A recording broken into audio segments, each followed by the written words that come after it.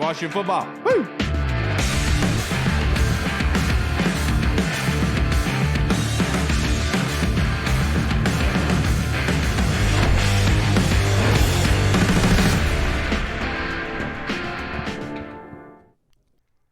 Hello, everybody, and welcome to the Burgundy Zone. I am your host, Kyle, and I'm joined by my co-host, Michael Reed, and we have a special co-host today, Mr. Kevin Walsh, replacing Hall for the episode. Appreciate him as always. The Burgundy Zone is a part of the Frederick Podcast Network. You can find out more by going to www.letsofrederick.com, and we are rejoined by staff writer for the Washington Commanders, Mr. Zach Selby, one of our first guests on this show. How are you doing tonight, sir?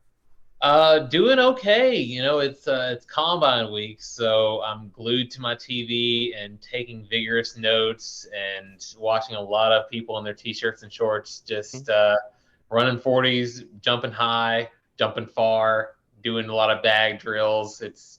It's peak off-season time. Yeah, really. And watching these big boys run. Yeah, Reed would be in heaven watching these guys run around in their underwear. Absolutely. That's all I do all day. But Selby, speaking of the Combine, I got to get your opinion on can you give us some updates from the Combine, maybe some intriguing meetings that the Commanders have had with some prospects? Yeah, so, I mean, from what we've heard so far is that we know that Joey Porter Jr. said that he did have a meeting with the Commanders, and he said they spent a lot of time with him talking through some things. And that's a guy who's been mocked to the Commanders in a few different drafts by a few different analysts, and I think there's a lot of things to like about him for sure. He's a big, long. His arms are just so long, and he can use that length to make up for some mistakes he can make in coverage and things like that. But he's got a lot of good quickness. He can be pretty aggressive. Some things I don't really like about him too much is footwork can be a little bit off, but again, like when you have that length, that really makes up for a lot of things. I liked what Christian Gonzalez has had to say about his backpedaling, and he's been one of my favorite guys that I like to watch. I think he's a really good all around corner.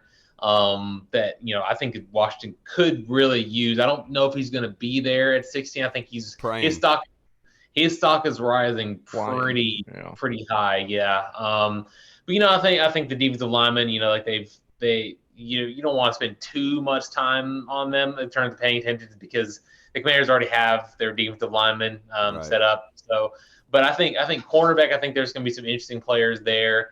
I'm really looking forward to see what the linebackers are. I know the defensive linemen are doing their drills right now, but I'm interested to see what the linebackers do. Like, I think, out of all like the attention brought on the offensive line and the secondary, I think people have kind of forgotten a little bit that the Commanders do need a little bit of linebacker help. Mm-hmm. So I think they should probably, keep an eye on that. But I'm really excited to see what they do. Yeah, and Selby, speaking of it, the Commanders re-signed to one-year deals with Milo Eifer, David Mayo, and Nathan Jerry, all linebackers, and also Rashad Wildgoose, last name that we all love, playing at defensive back. So they signed them to one-year extensions. Sorry, Reed.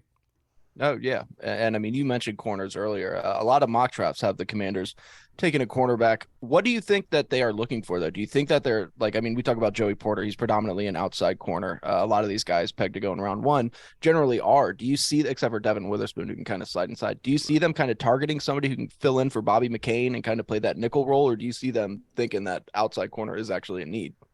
So I think, even though the Chris Harris is gone, I think versatility is still a big emphasis for them. So they want somebody that they can move around, because one of the things they did like is they like to have the three safety looks where they can bring in someone at that Buffalo nickel spot and have Derek Forrest play more of a natural deep safety position.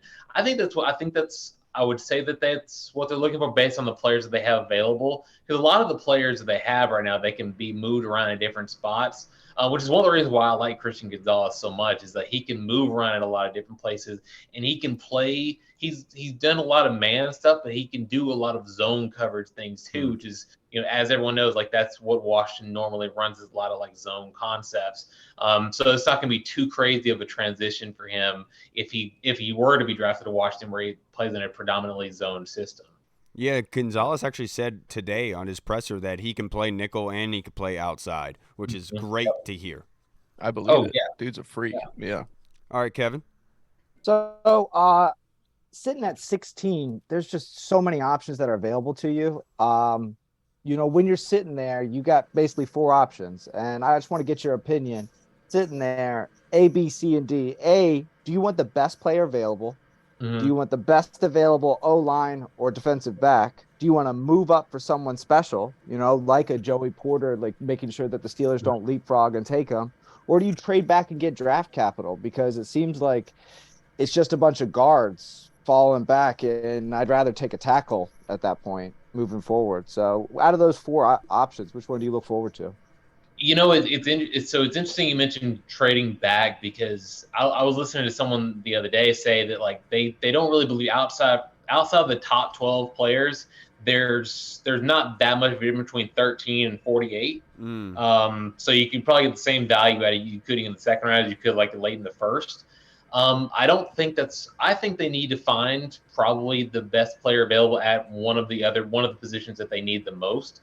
So I think for me, I've kind of been going back and forth on like defensive back versus tackle or offensive line.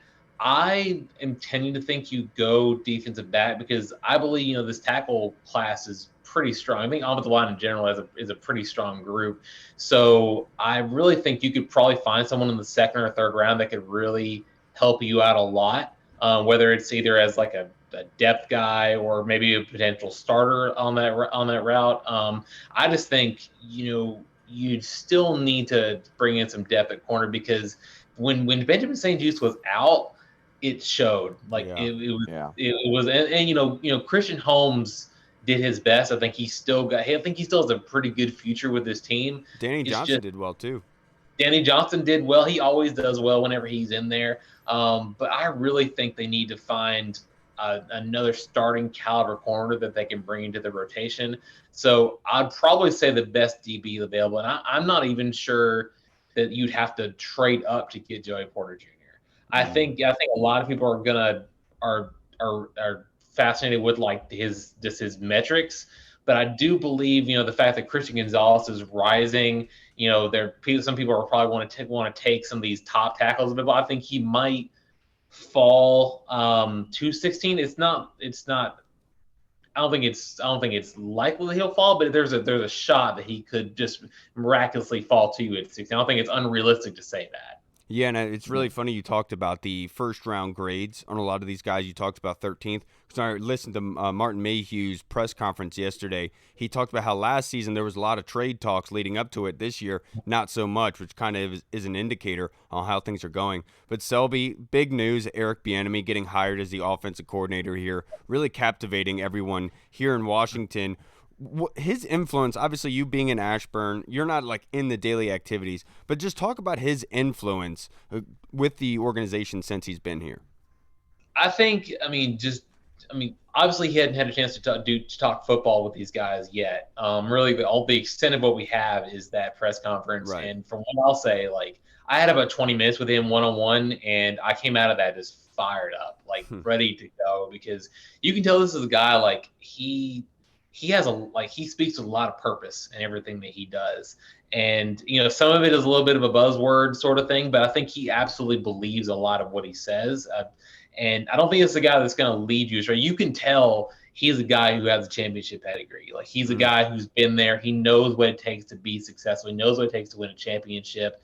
And I think that's something that not necessarily that Washington didn't have, but I do think you have someone who's had a lot of recent success that will definitely help this offense go in a direction that it hasn't been going for quite some time, even before Scott Turner came and left. I think even if, and I don't think he really has that much of a job to do I don't think there's a lot of overall he needs to do, because if you look at it, even if Washington was to say 3 points average better, you're winning more games. You're winning at least a couple more games. You're definitely going to win the Giants game. You're definitely going to win the Tennessee game back in week 5. And all of a sudden you win those 2 games, you're in the playoffs. I don't think that I think it's unrealistic to say he's going to be putting up a top 5 offense or a top 10 offense, but I think 12 to 13 is very reasonable considering all the talent that they have, especially at tight end, receiver, running back. The only real issue that they have is that offensive line, but even then, people forget the Chiefs' offensive line was not good for quite a bit whenever Pat Mahomes, until they restructured it this past year. one of the big issues was their offensive line, and it always was. I mean, that's one of the reasons why they lost that Super Bowl to the Buccaneers was because their offensive line still got them. So there are ways for the system to work without like having a just stacked offensive line with first round talent, Pro Bowls all over the place. Like if you can just find serviceable options, like at least like clear starters, your talent is gonna take you there. Like I have no doubt that it's not going to be a complete turnaround, but it will be a noticeable turnaround for what Bieniemys going to be doing. Yeah, and to your point, Selby, last season the Washington offense was 24th in the league in points per game, sitting at 18.9, with the defense being ranked 8th in the league by only giving up 20.2 per game, which, going to your point of more points scored per game, those 2 points would go a long way. And now this may be kind of some low-hanging fruit, but a lot's been made about it over the last few days, especially on Twitter. Ron Rivera, when asked about Sam Howell, he said, he's not our starter. We're going to give Sam, of course, people took that and ran with it. And he said, we're going to give Sam a chance to compete for quarterback one. Right now, that's his position. If he wins it out, that's his job. But what do you think ultimately happens with the quarterback position? Do you see them actually giving Sam Howell this fair, legitimate shot as him being the guy? Do you think that they bring in a vet to compete? Do you think that they bring in a higher level vet? What do you think happens there? You know, it's really funny. Like all these national reporters, like they have like zero belief in Sam Howell. I know. It's so funny. No belief at all. I saw one thing from an Instagram page that posted like the best young quarterbacks in the NFL, and it had like all these guys, and it was like Jordan Love. The GM say Jordan Love needs to start now, blah, blah, blah. All these other Justin Fields. I can't wait to see what he does next year. Then it was for Sam Howell. Ron Rivera says he's not our starter. And I was like, come on, guys, like stop. So I do believe that he's going to give Sam Howell like an opportunity to earn it because I mean, yes, it was a small sample size, but what he showed was pretty good. Like it was like there was like some rookie mistakes, of course, so the interception was not great, but he did a lot of things that Washington didn't really have, whether it was through Carson or whether it was through Heineke. He got the ball out really quick and he had the arm strength that Carson has. He has the ability to use his legs. Like he shows he has that mobility that Heineke has. Like he's in a lot of ways he's a good mix of what you liked from Carson and what you liked from Heineke. How many times did we say that? Yep. And honestly, like I'm not like playing hindsight or anything. He was my favorite quarterback coming out of the draft because of his arm strength, because of his mobility, and I think he has the tools to be a starter. Like there's no doubt about that. Like, but with that said, like as Rivera has reiterated multiple times, like he's entering the offseason workout program as the starter. That does not mean he's the starter for week one. They're going to give him every opportunity. They're going to let him compete as you normally do for every single every single quarterback position, unless you just have like Lamar Jackson or Patrick Mahomes or someone like that. Like you want to show, okay, we brought a veteran of some similar skill that Sam Howell has. We're gonna let him do his thing, and if he earns it, and they really, I think they legitimately believe he has the talent to earn the job outright. I think that's what they're gonna do. Now, of course, like if there's some crazy option that becomes available, I think they'll obviously consider it. But I think they feel perfectly comfortable going with Sam Howell as the guy for now and letting him earn it. Like I don't think they have an issue with that. Yeah, and I think going back to Ron Rivera, rest in peace, Dwayne Haskins, talking about the one mistake he had, was not saying that he was the starter and like not having to earn it, especially with a young guy. It goes a long way. It forces them to work harder than to rather relax, right? So I understand it from Rivera's perspective of making Sam earn it. Now, to wrap this up, Selby, I only have a couple more questions for you. You mind if I hop in here with this, Kyle? I got something to kind of connect a couple dots that you just had with bringing in Eric Bieniemy. What are the chances? I see Hendon Hooker keeps climbing up a lot of draft boards nowadays. I know that he's out with the ACL, but you know that he's probably got the closest makeup to a Mahomes in the draft. When you're looking at just mobility, the ball, if it wasn't for the injury, he'd be right up there with all the rest of them at this point, just based off the numbers. I think that if you could get him a little bit later, either maybe early in the second round or maybe even trade back and then move back into the late of the first, because eventually you're going to have to franchise tag something like this. It gives Sam Howell a year. It gives Eric Bieniemy a year. It gives everybody a year to kind of develop and then look at him. And then on top of that, I know it's a two-parter, but did you shake Eric Bieniemys' hand or did he dap you up? I shook his hand. I definitely shook his hand. Yeah.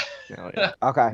I think, to your point about Hendon Hooker, like I do like Hendon Hooker a lot. Like a lot of So as someone who's, like a lot of people from Tennessee. Like I grew up in Tennessee, so I have a lot of like Vols friends, and they're just over the moon about Hendon Hooker, and I think you should be because he has a lot of intangibles.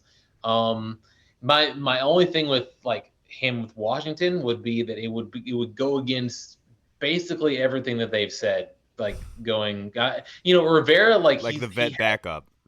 Yeah. He has this tendency, like if he really believes something, he wants you to know something, he's gonna say it over and over and over again because that's what he actually believes.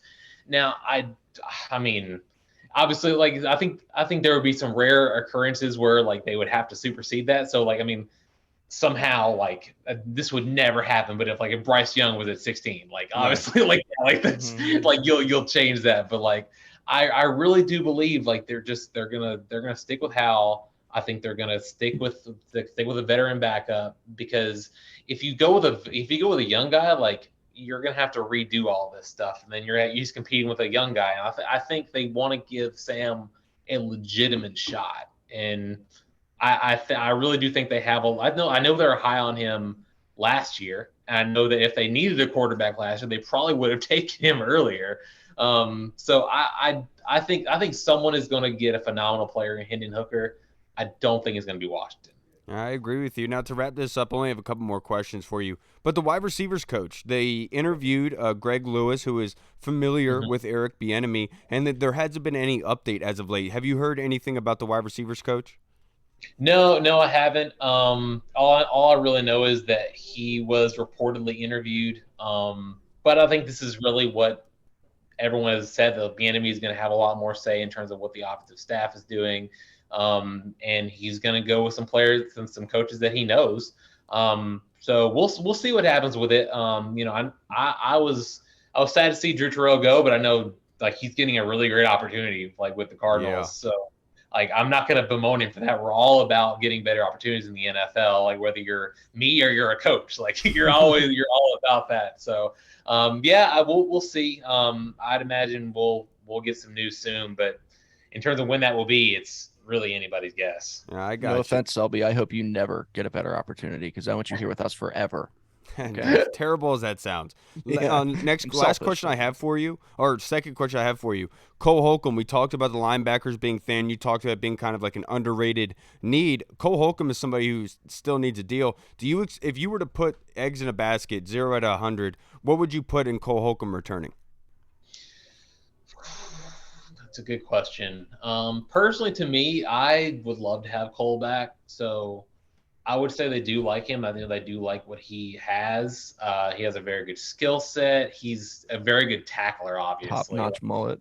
Even if he's not like the middle linebacker next year, like he has the knowledge to do it. Like if they bring in another linebacker to be the middle guy, like to call plays, and they just need a backup, but he can do it. I think his versatility is something that I think coach really values. So I'd probably say like 60-40. I think I would say there's a good shot of it. But I think we'll have to see because they're doing a lot of moves right now. They're re-signing a lot of guys that they know that they want.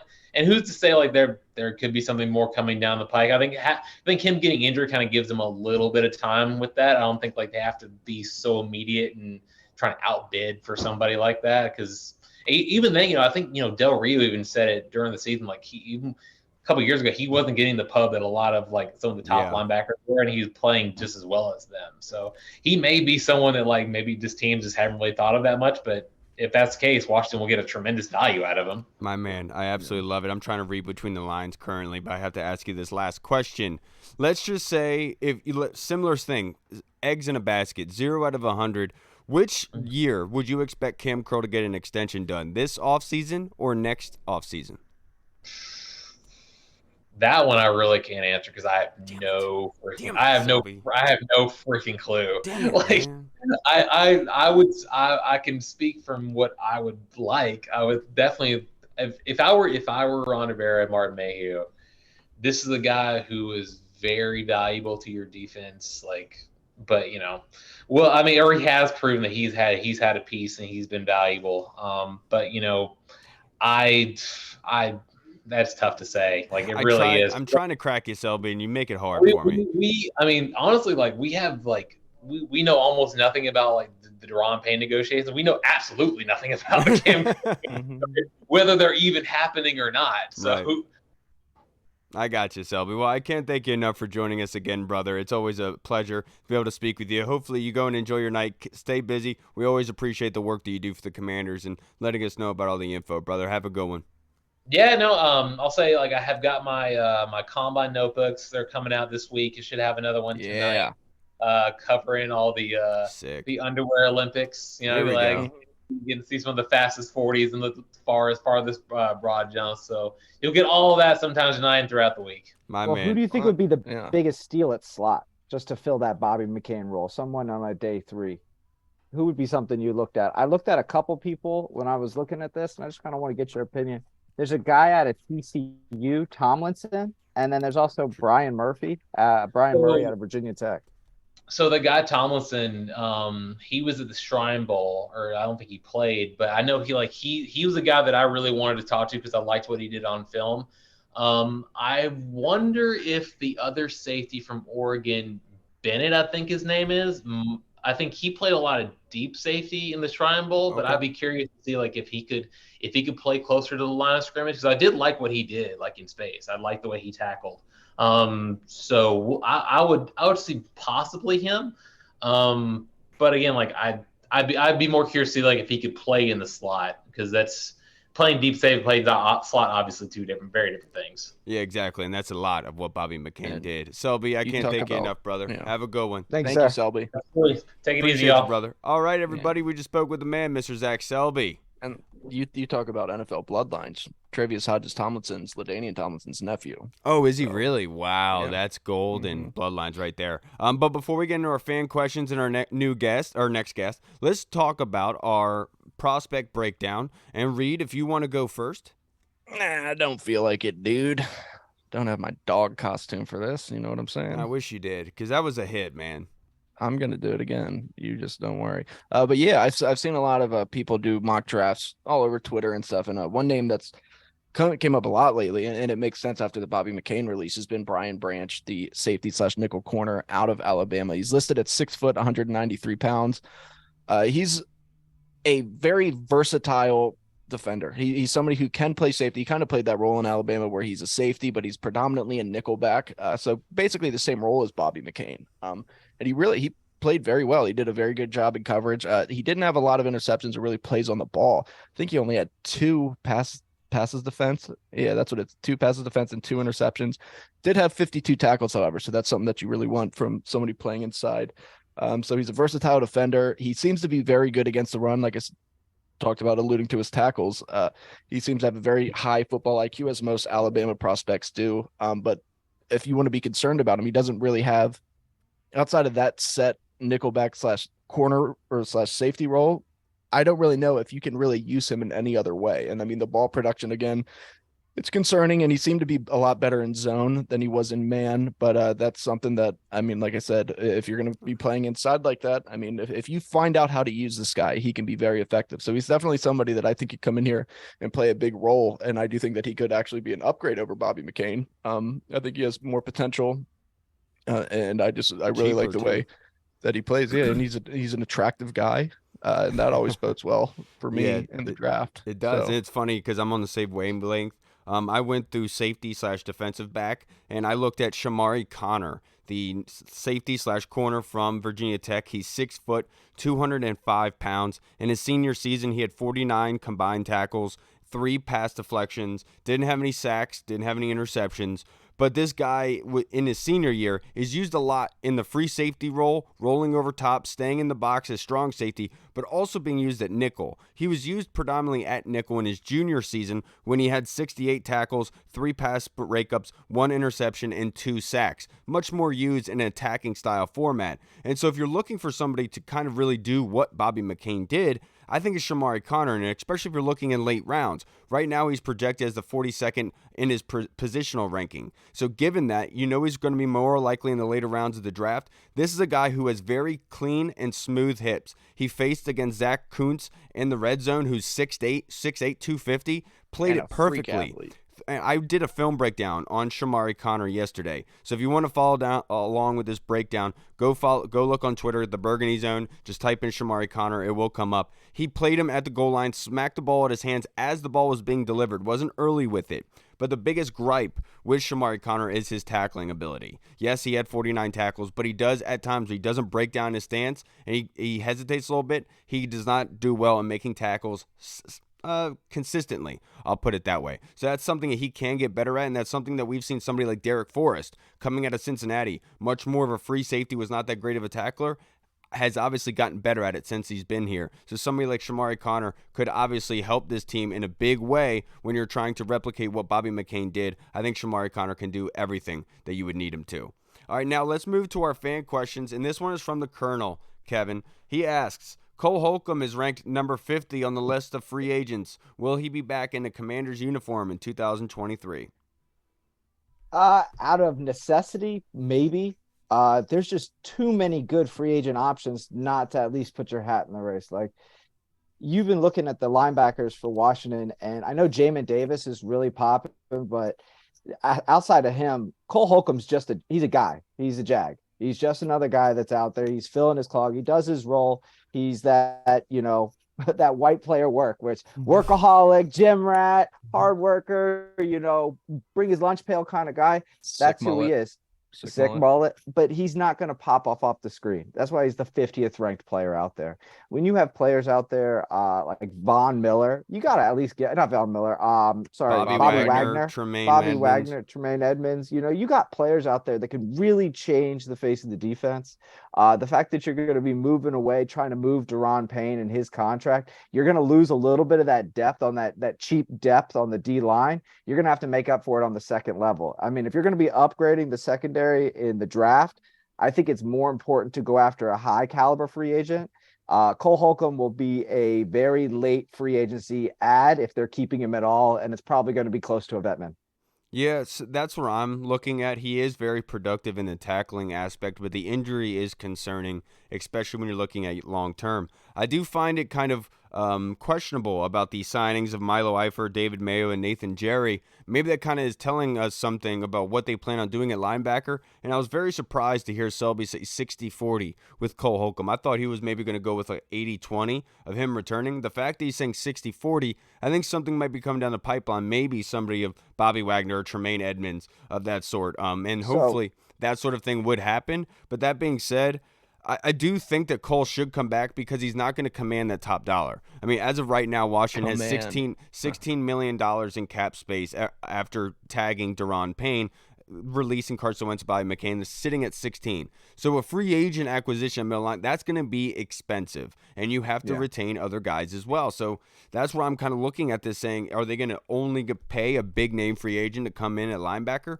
or are they much rather going to go down the route of getting offensive linemen to come in here and start at a better price deal where you can add more to it? And that's my big question. So what's your probability on him actually staying, though? What's your probability on Payne actually staying and using that cap hit? Because what I've heard from all reports is they signed him to the franchise tag just so that they could move him. Jesus Christ, that's a big coffee mug. That was Holy a big ass mug. You've never seen this? Dog, that's enough for 4 girls in one cup. Oh, what is that? Big Dog? Is that like the old elementary school clothing brand? Yeah, if you can't hang with the big dogs, stay off the porch. You live your life by that motto. Sorry, my bad. Don't you have that tattooed on you? I do. No, but to be honest. Speaking of big dogs. Yeah, and now we're going to be joined by our next guest here. Felix Trammell is joining us here now, and I'm glad to be able to speak with him. Appreciate the question, Colonel. That was fantastic. Tell us about the other person who joined us today. Who's Zach Selby? What's up, Felix? How you doing, sir? Hey, what's going on? What's going on, fellas? What's up, Felix? Nothing much, Felix. Just like your normal everyday things. But I got to ask you because the NFLPA came out with their player survey, where at the end of the year they ask all the players and they survey them based on their experience with their team, right? And everyone has already talked about it. The Commanders were ranked last in a lot of those categories. Can you kind of tell us a little bit briefly about that? I think that's a common knowledge around the league. And we're talking like facilities, those amenities sort of deal. Um, Snyder just hasn't really modernized that in his time of ownership in the league. So it's very similar to what the team was doing in 1997 and when the Cooks sold the team. I mean, Commander's part, formerly Redskin part. I mean, the building hasn't changed much. They've done some furniture around.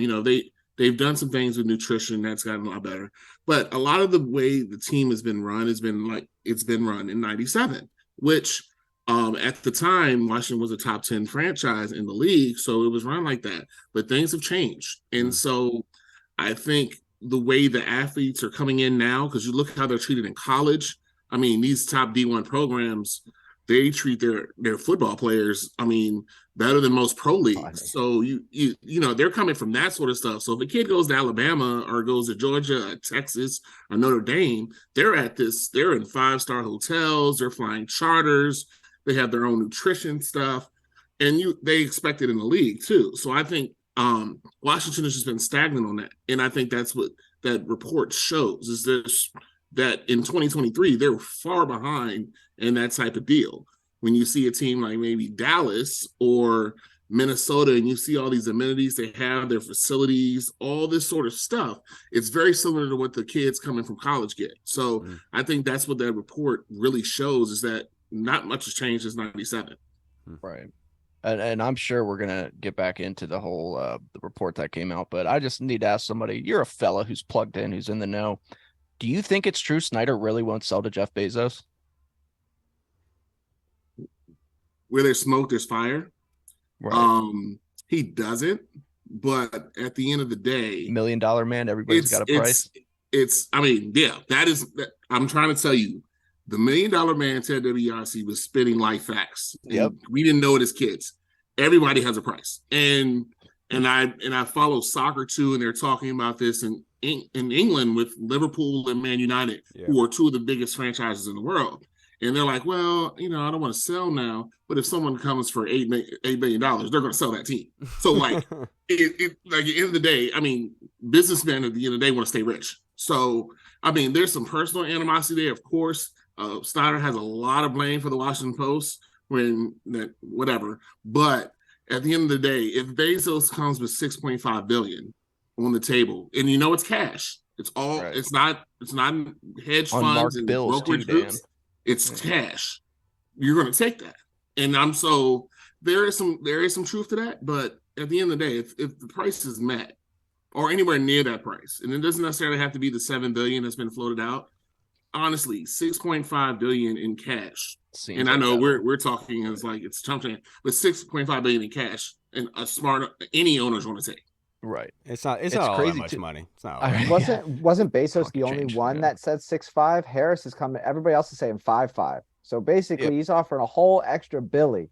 And people don't understand how much $1 billion is, man. $1 billion. Like just Google the difference between 1 million seconds and 1 billion seconds. Your mind will be blown. Like that's a crazy gap. It's a crazy number. Now I've heard some offers to like 6.1, like in the 6 range, but those are conglomerate groups. So that's like 15 owners. That's a lot of transfer, all that sort of stuff. I mean, so if you say 6.1 with a hedge fund group versus 6.1 with Bezos, that's two different animals. I mean, it's like getting your money up front. Like if you hit the lottery and get all that money up front, or you're getting it kind of in installments and parts and bits and pieces. So I think some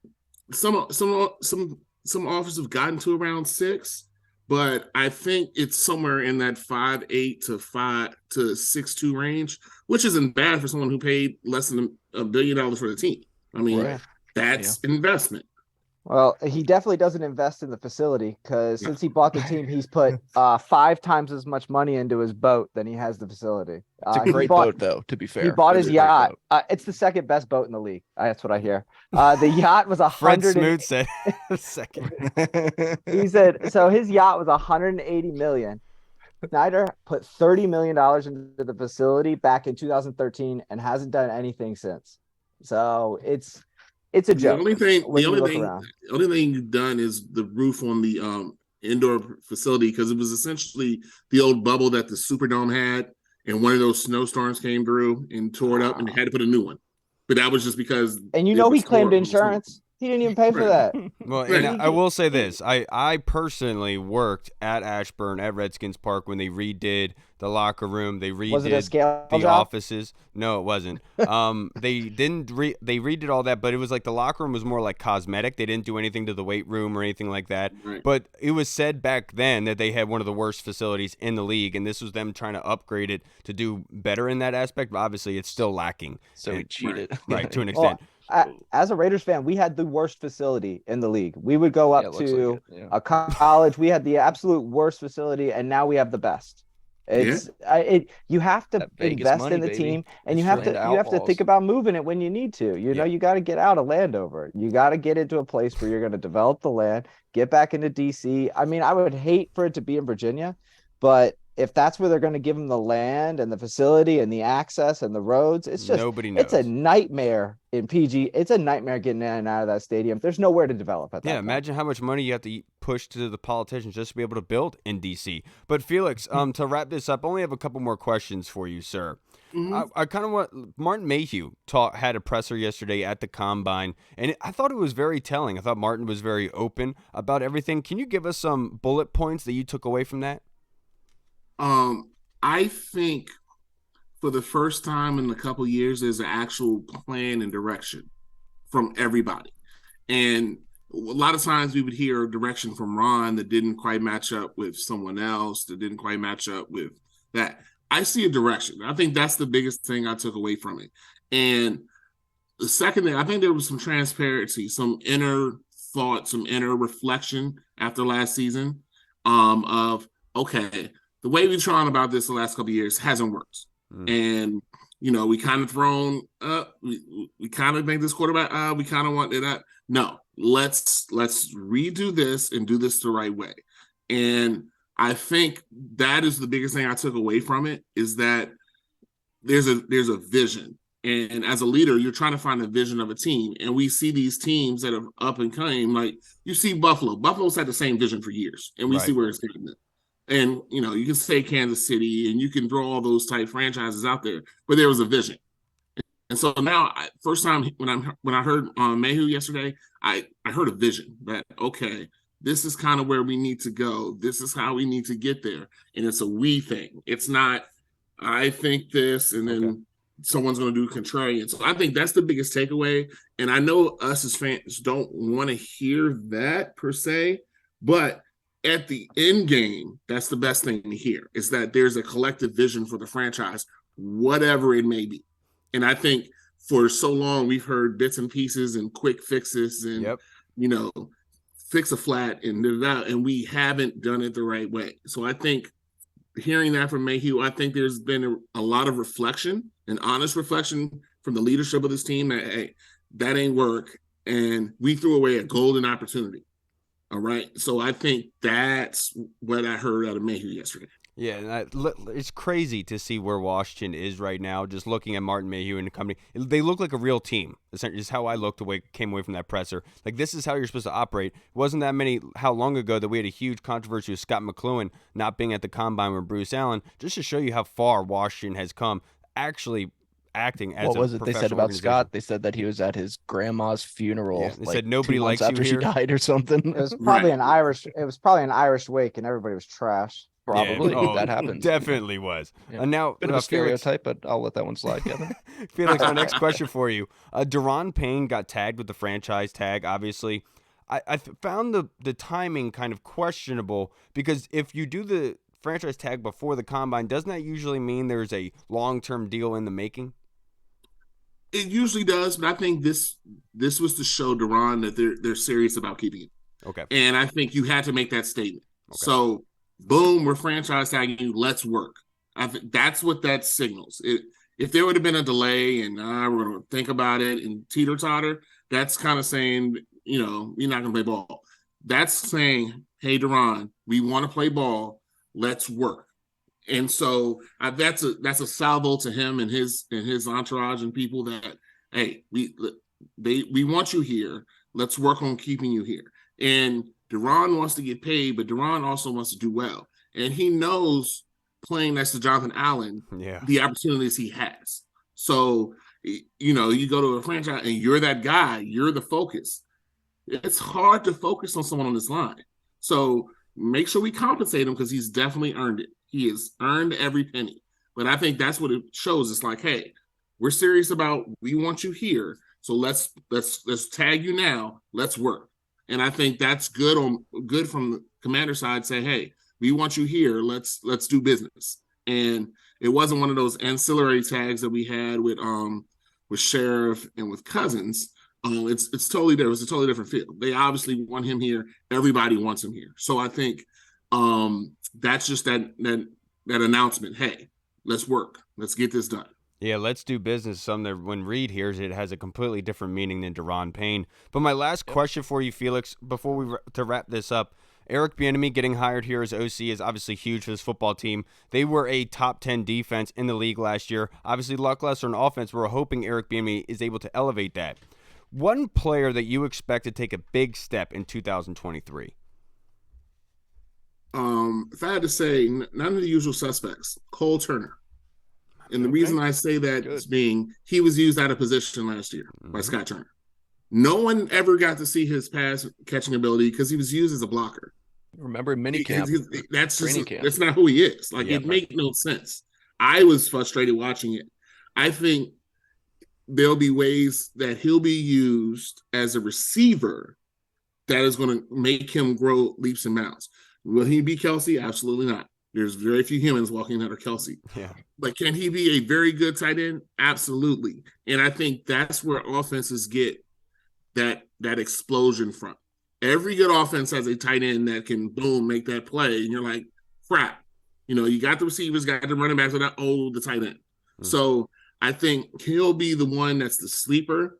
I do think that Gibson, if Gibson's around, will be used a lot better than a battering ram. And I think that'll help as well because essentially with Scott Turner, he was turned into a battering ram, which is inconceivable because he was a wide receiver 3 years ago.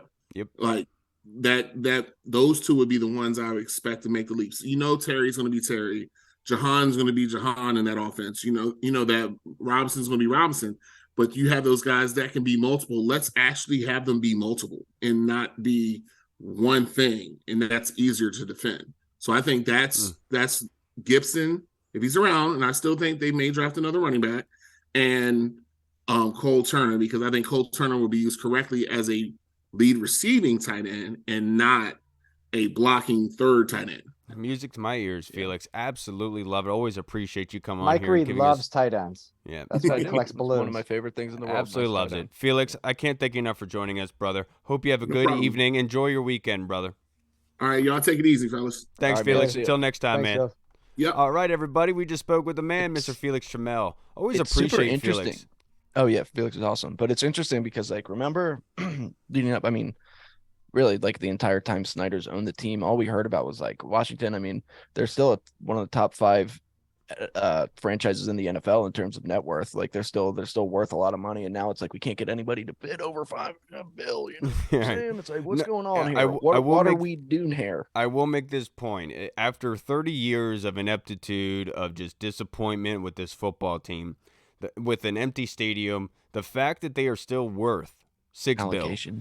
Imagine how much they're going to be worth when they actually win for 5 years.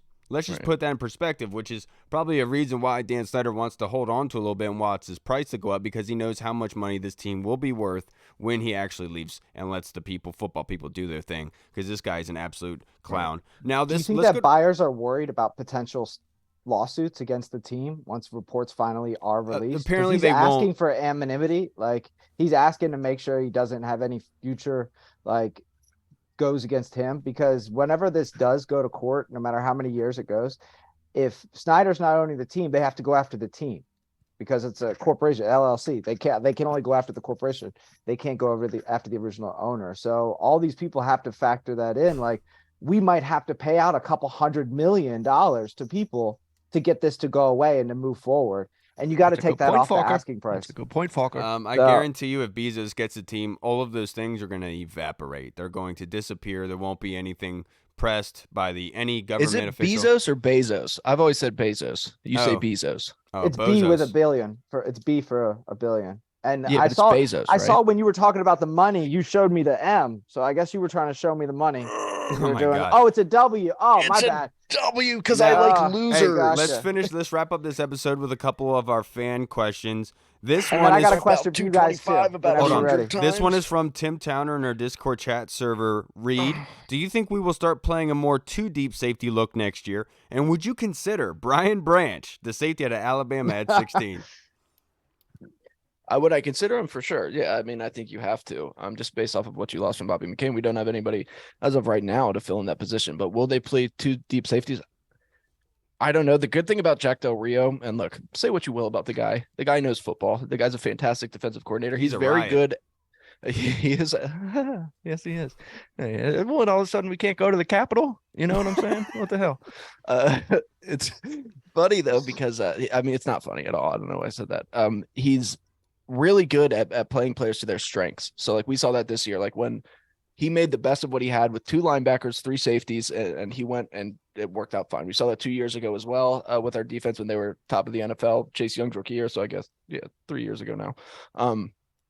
Damn, that's crazy. But it was Jack Del Rio will get it done. Whatever it is, Jack Del Rio is very smart and he knows how to utilize his talent. So Yeah, I'm not sure if like I feel like defense should be targeted if it's the best player available. Otherwise, the offense entirely needs help, especially along the offensive line. I wouldn't consider Brian Branch at 16. I think that you can get these other corners like Sidney Brown, for instance, in later rounds that could really help you from that nickel kind of Buffalo nickel kind of role. what is it? Jair Davis out of Penn State. Yeah. Is that So his there's a name? lot of people that Jair are available Brown. there and that you don't have to mortgage all that much into. So with that kind of position, that cheap position, I want to be able to go get somebody that can help on day one. And look, if that's somebody out of nickel, if it's Brian Branch, then fine. I love it. I just want to make sure that 16th pick is somebody we're getting that can contribute day one, that can start and play and do well, in my personal opinion. 16 is the age of consent in some places. So How I don't know what that it's has to weird do that with you would anything, know that. but- Now this next question from Tim Towner, Cracky. What is your confidence level in the current front office to make a free agent signing after the William Jackson III mess from 2 years ago, and then the Carson Wentz fiasco with Norwell and Turner last year? Well, I mean, going into year 4, I think Rivera's seat is hot as far as who he's choosing and who he's letting to come in here. They talk about him being a gambler, but he seems to bluff a lot. And what you hear him say, he doesn't actually do. Like, you can't tell us like, oh yeah, no, I got Carson Wentz because I want to be a run first team. Like, how many more times are we going to trust this guy before we let Kenny Rogers sing him away? Like, you got to know where to fold those things. Like, I don't know if they're going to be able to convince. They might want to bring somebody in. They might want to bring somebody in, but you got to convince somebody that coaching staff's going to be there and that they're actually going to like support you throughout the system, because they seem to throw their players under the bus a lot. So I would take that. I would take that's that how into we got a lot of our consideration. injuries is bus accidents.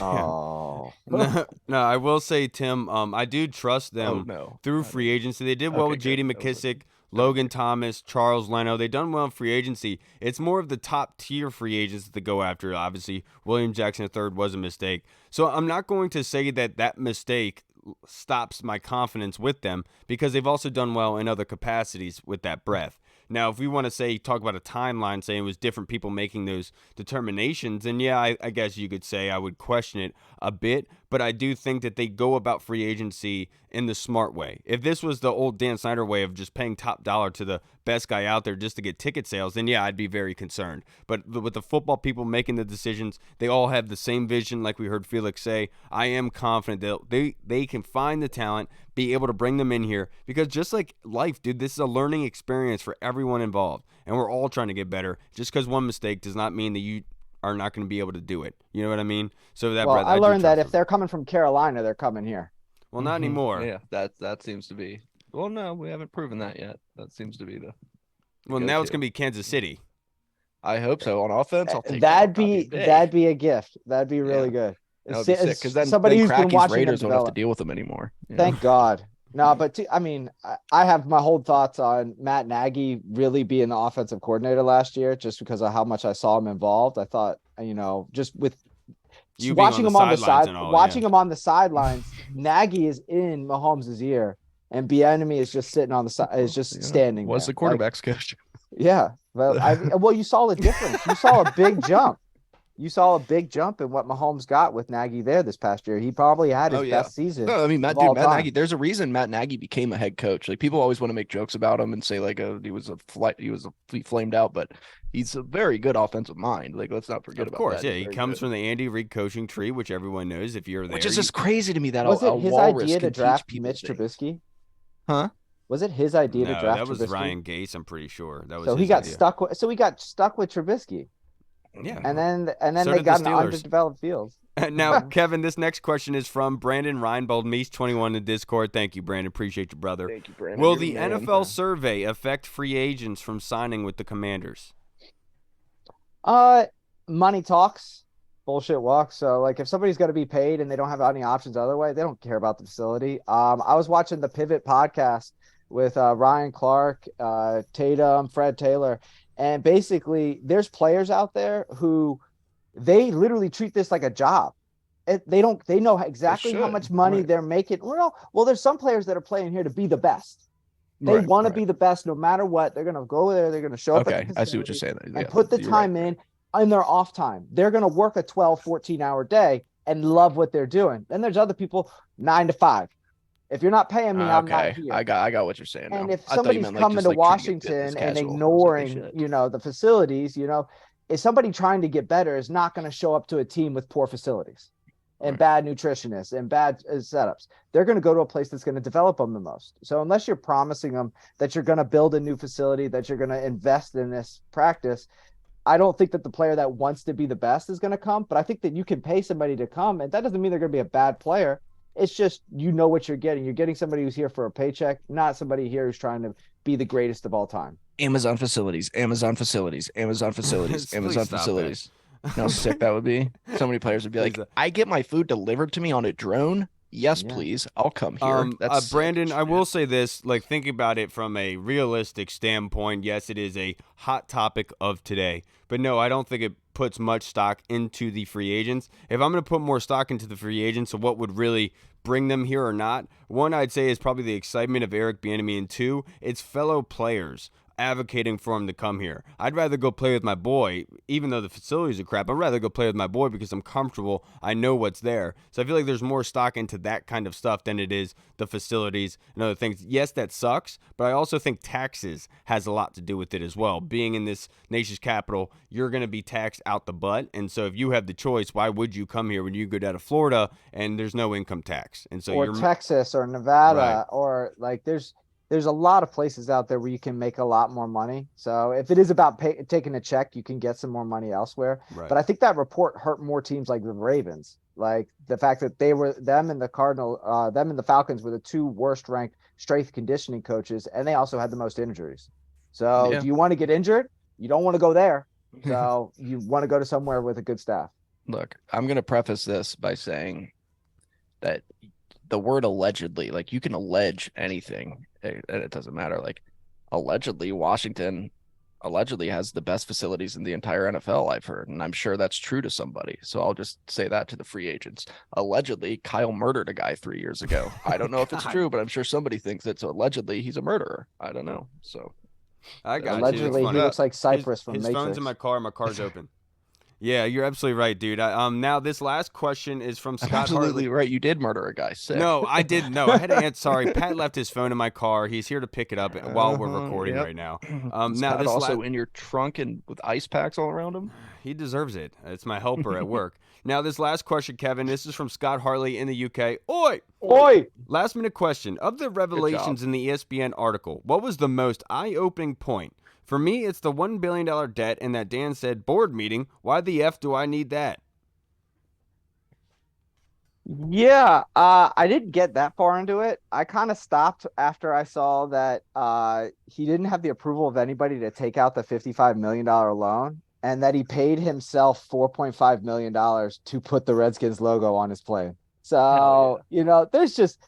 It's a 20-minute listening article. So I put about 5 minutes into it, and I was like, he's a shitty person. Like that's enough for me. Like what more do I need to hear? Allegedly, yeah. Allegedly, him and Brett Favre are really good with money. Yeah, and it's really funny because these are billionaires fighting over millions, right? And I think the funniest part about all of it that stood out to me was the fact that these minority owners got bought out for $800 million, and it's currently being sold a couple years later for $6 billion. I mean, I thought that was very funny. I mean, obviously their projections aren't very good, and whoever firm that they hired to tell them how much their portion was worth was obviously very wrong. That was what was funny to me. Everything else, wasn't a surprise to me, to be perfectly honest. What did you think that this dude was going to do? I mean, this was his baby. Of course he was going to manipulate it and do that. Of course he was going to paint his thing on the side of it and say go on. Like, of course he was going to do that. But he's going to pay himself to do it, though. Yeah, I know. Like, he's a crappy he's never done the right thing. I heard that a Kraft hand paints every one of the Super Bowl trophies on his plane. He does it himself. Does Robert he pay himself for it? Because he did a lot of work. Well, no. Well, somebody else is using his hand. He has free hands because somebody else is taking care of him downstairs. He does it while he's getting. Oh, exactly. No, that's funny. That's a good for him. That's real fast. But Kyle, to your point, I mean, billionaires worrying about $1 million. And look, I don't mean to go Joe Rogan on you guys, but 1 million seconds is only 12 days, and 1 billion seconds is 31 years. So just think about that between the difference between 1 million and 1 billion. Hey, you need you tried $1 million. Sneaking the look at the computer screen. You need millions to make billions. Allegedly, I knew that the whole time. Yeah, no, I think it all is just very funny about the board and all of that stuff, because like white collar stuff that, like when you think about the real world, just walking every day stuff, it's like not really anything. It's just very funny that those kind of rich, powerful people could be so off on their projections. And obviously they didn't view this team very highly enough to get more out of it. But that being said, Robert Kraft and Deshaun Watson, what's up? So stupid. All right, everybody, that's going to wrap us up for this episode. We'll catch you guys again on Monday. Thank you to Zach Selby and Felix Trammell for joining us. Kevin, thank you for joining us, sir, stepping in for Hall. You did admirably. I didn't even get a chance to bring up a Hall part. I had this just for Hall. He wasn't here. Fall asleep? But no, well, I mean, we had a bit on the Drunkies all the time. It was Cracky's Kickers, Kevin's Kickers. When you're coming out here, y'all need a kicker bad. Like Joey Sly was awful last year. Didn't he lose you some games like outright? I think he was 25 of 30 for field goals. He missed 4 extra points. Like that's like the extra points were the big issue. Yeah. So remember when kickers never missed extra points when it was only 2 yards away? Yeah. That was so sick. Now they're missing all the time. Michigan has a great kicker. He's probably the best kicker in the draft. You can get him on Maryland day 3. Jake Moody. Jake Moody from Michigan. He's hit 59. He had 83%. Yeah, he had 83%. And then you also have another option too. You have the workaholic Anders Carlson coming out of Auburn. I want him just because of his name. Yeah, he's the younger. Yes, Durs. The Durs, bro. The Durs. Well, Commanders. The Commanders. So yeah, Commanders. Marketing ploy there. The Durs. There you go. He's 6'5". He's out there banging him. He's coming out of Auburn. Was he a former swimmer in college too? No, but his brother is the all-pro kicker for the Raiders. So he has that. His brother's Justin Tucker? Oh, no, for the Raiders. Daniel I was thinking Daniel the Ravens. Carlson. I was like, why doesn't he have his last name? He should use that to his advantage more. Justin Tucker's actually kind of fallen off. Yeah, but he's still attractive. Dude, he's a good-looking kicker. And I remember meeting Matt Stover back in the day. Matt Stover at old Ravens training camp, and Matt Stover was a dick, dude. I went and I met Ray Lewis and Ed Reed and all them were so cool, and they were coming up and signing shit. Matt Stover looked at you like, you peasant. Matt Stover literally looked at me when I was like, Mr. Stover, can I have your autograph? I was like a little cute little 12-year-old with rock hard abs and big muscles, and I was like, Mr. Stover, can I have your autograph? And he looked at me and he was like, and went back to talking to some chicks, and I was like, you're a kicker. You don't do anything, sir. Well, one of my favorite pieces of memorabilia, and Kyle can relate to this, is a cigarette butt that Sebastian Janikowski flicked at me. Okay, well that's sick. That's sick. That's super tight. I knew it came from his mouth. I kissed it, and it still had booze on it. I So really love that mine guy. is better because Ooh, Michael nice and Jordan jacked. handed me the cigar. He didn't Yeah. flick it at me like a peasant. Okay, but Exactly. Sebastian And he Janikowski probably was a had drunk. gloves Michael Jordan on because just it came gambled from all the time Dennis Rodman. and had affairs. Yeah, That's true. And was Greatest a of all bad time. father. Yeah, Yeah, absolutely. allegedly, I will say. All right, boys. That's going to wrap us up. Thank you for the kickers, All by the way. right, That was Dad's out. fantastic, Kevin. Yeah, Kevin, you did that's a good something job, a lot brother. of people don't think about. That we need a kicker. Thanks for a lot of having people me, aren't guys. talking Thank about you, it. guys. Appreciate all you guys. We'll see you again on Monday. Hope you have a great weekend. And if you have any prospects you want us to break down next week, make sure you comment them on YouTube, subscribe, let us know how we're doing. We'd love to be able to get your insight to just make the show better for you guys. We'd love to hear your insight and just what you think of the show. All right, everybody. We're not going I'm to take any Kyle. of your feedback from you peasants. I'm Kevin, and that's Mike. I think. And I'm Where's the dog? Bring back Daniel the dog. Kelly. Dog got shut down, man. I don't know. I didn't have my. Sometimes he comes because I have like the furry personality. When like but it's I don't So know. stupid. Sometimes it just. All right, comes out of me. everybody. Have a good And weekend. we're on Frederick Please- the Eagle. Caw-caw! Please be Caw! safe. Please be safe this weekend. We'll see you guys again on Monday. Washington Go football. Woo! Birds. Hey, what's up, everybody? It's Kyle. I just wanted to say thank you so much for watching. And if you liked what you saw, make sure you hit the subscribe button and the notification bell. That way you get notified when anything new is uploaded to the channel. Also, we just launched theburgundyzone.com. You can go there and find all of our latest news, articles, and the latest episodes that are uploaded. Again, we also have the Discord chat server, where all of our VIP folks are in, like Andy Burrows, Scott Hartley, Sergio Martin is in there as well. Don't miss out on the Discord chat server. Go and check that out. Until next time, everybody, Washington football. Woo!